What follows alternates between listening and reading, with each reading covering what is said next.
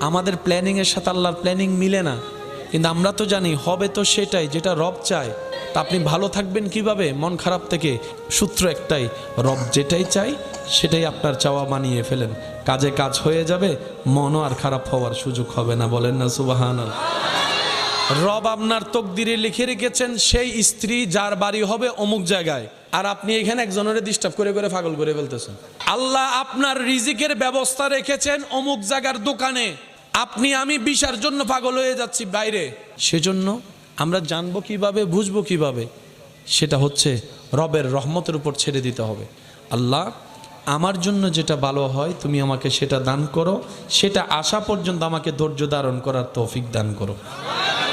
আপনাকে যেতে হবে না, আপনার রবই আপনাকে সেই জায়গা পর্যন্ত পৌঁছাই দিবে যেখানে জন্য আপনার জন্য কল্যাণ বরাদ্দ করা হয়েছে। বলেন না সুবহানাল্লাহ। সত্যি করে বলেন সবাই।